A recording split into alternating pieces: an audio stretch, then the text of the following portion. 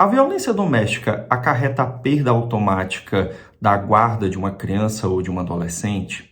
Antes de responder essa pergunta, convido a todos a se inscrever aqui no meu canal, onde semanalmente eu publico vídeos em que eu discuto questões relativas ao direito penal e processo penal, sejam novas legislações, sejam julgados realizados pelo STF ou até mesmo aulas sobre conteúdos específicos. Então se inscrevam, porque isso ajuda muito na divulgação do canal e também no meu trabalho.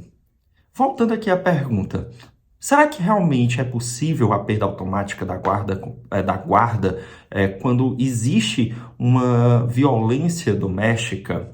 Antes de responder essa pergunta, eu queria que, em um primeiro momento, afirmar que a discussão que eu farei aqui é uma discussão que está amparada na legislação e também nos julgados, nas decisões e na jurisprudência. Então não é uma opinião pessoal minha, é justamente uma discussão, é o que está na legislação. Esse é um primeiro ponto que eu queria deixar registrado.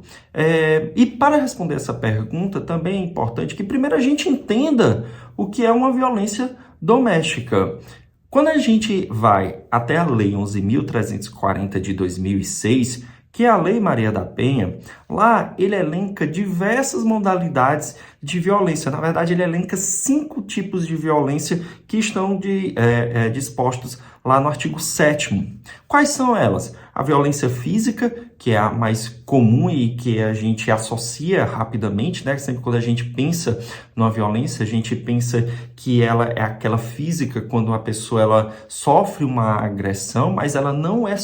A violência doméstica ela não se limita a esse tipo de violência. Existem mais 4. Quais são? A moral, a patrimonial, a sexual e a psicológica. Então, quando a vítima, quando uma pessoa é vítima desses tipos, de qualquer uma dessas modalidades de violência, essa pessoa, ela poderá solicitar, ela poderá requerer ao juízo a implementação de medidas protetivas. E aqui é um outro ponto que a gente também tem que destacar. Porque as medidas protetivas, elas não podem ser confundidas com medidas cautelares lá do âmbito processual penal. Porque a medida protetiva, ela tem como objetivo proteger a vítima, uma vez que ela, de forma imediata, fará com que o agressor se afaste não só da vítima, mas como também de seus familiares, e traz outras medidas para proteger a vítima. As medidas cautelares, por sua vez, elas têm o objetivo mais de proteger um bom andamento do processo. Então, aqui, nas medidas cautelares, a gente tem que visualizar se existem fatos concretos que trazem algum tipo de prejuízo ao processo. E aí, o Código de Processo Penal estabelece 3 medidas cautelares, que podem ser patrimonial, ou seja, bloqueio do patrimônio para evitar que o réu, o agente criminoso, ele se desfaça e aí perdendo até a eficácia do próprio processo. A cautelar probatória, que é justamente para proteger as provas. Então, por exemplo, quando se tem uma busca e apreensão, essa busca e apreensão ela tem como objetivo proteger a prova, já que ela vai buscar, identificar, apreender para que sejam analisadas. E eu também tenho uma cautelar pessoal, relativa à pessoa, que são as prisões, né? Por exemplo, ela pode ser tanto prisional, que é a prisão em flagrante, prisão preventiva e a prisão temporária, como ela também pode não ser, como ela também pode ser não prisional, né? Por exemplo, a fiança, o monitoramento eletrônico, a retenção de passaporte, que são as cautelares diversas da prisão.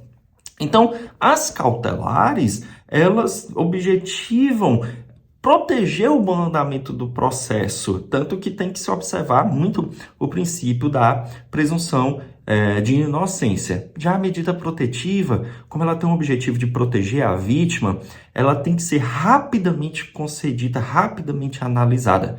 Tanto é que, na minha vida prática, Eu nunca vi um pedido de medida protetiva ser negado pelo magistrado, pelo menos no primeiro momento. Eu nunca vi isso. Por que isso? Porque tem o objetivo de proteger rapidamente a vítima.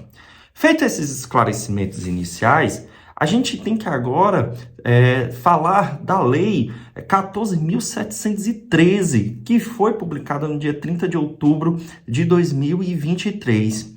E essa lei, ela traz duas modificações, uma no Código Civil e uma no Código Processual Civil. Lá no Código Civil, inclui, modifica o parágrafo 2º do artigo 1584, que dispõe o seguinte: quando não houver acordo entre a mãe e o pai quanto à guarda do filho, encontrando-se ambos os genitores aptos a exercer o poder familiar, será aplicada a guarda compartilhada, salvo se um dos genitores declarar ao magistrado que não deseja a guarda da criança ou do adolescente, ou quando houver elementos que evidenciem a probabilidade de risco de violência doméstica ou familiar. O que é que isso quer dizer? Quer dizer que, havendo demonstração de violência doméstica ou familiar, o juiz determinará uma guarda unilateral. Só que isso não é feito de forma automática.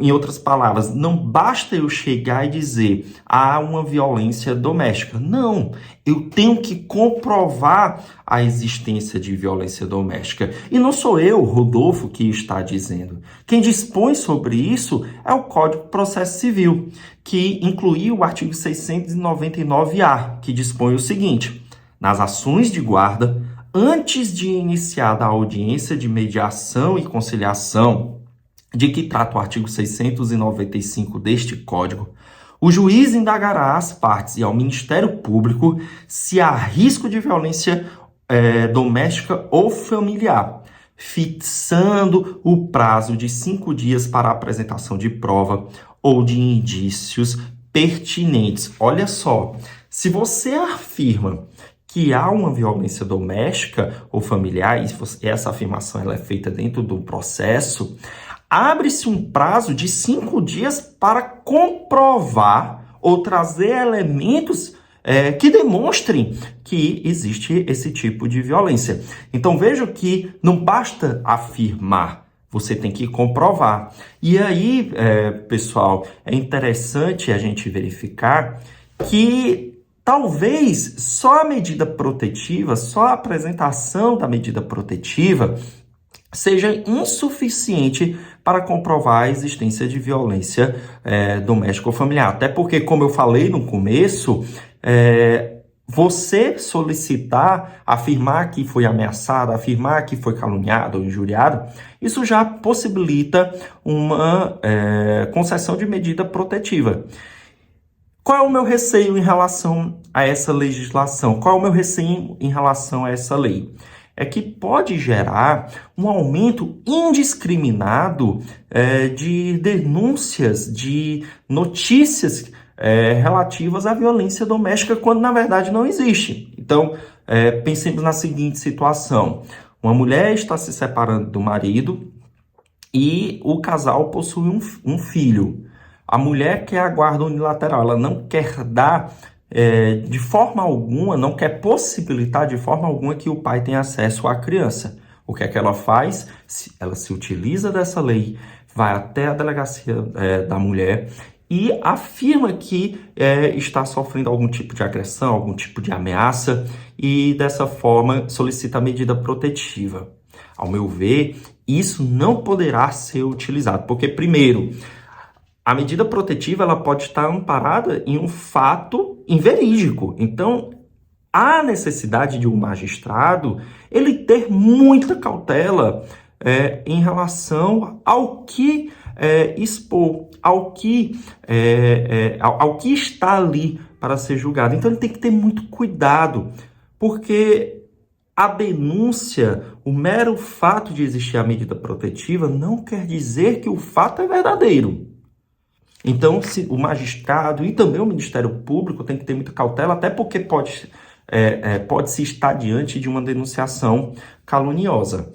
Então, cuidado com essa lei, Cuidado com esse tipo de aplicação, né? Porque isso pode gerar um prejuízo irreparável para a família, para a criança, para o adolescente. E isso pode também gerar um problema em relação à aplicabilidade da lei, já que ela poderá ser utilizada de uma forma extremamente inadequada. Gostou do conteúdo? O que é que vocês acham dessa nova legislação? Comentem aqui embaixo e se inscrevam no meu canal para ter acesso a mais conteúdos. Um abraço a todos e até o próximo vídeo.